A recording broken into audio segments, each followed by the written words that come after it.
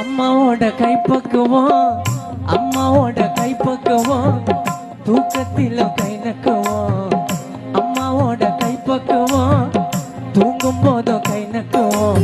அம்மா வச்ச மீன் குழம்பு கிடைக்குமா? எவ்வளவு பெரிய ஹோட்டல்ல சாப்பிட்டாலும் அந்த டேஸ்ட் இருக்குமா? என் அம்மா வச்ச கறி குழம்பு கிடைக்குமா? எவ்வளவு பெரிய ஹோட்டல்ல சாப்பிட்டாலும் அந்த டேஸ்ட் இருக்குமா? உன்னைய நினைச்சு கண்ணீரை வடிச்சு அம்மா கையால கண்ணை தொடச்சு இருக்கும்போது பார்த்துக்கங்க அம்மாவை பத்திரமா.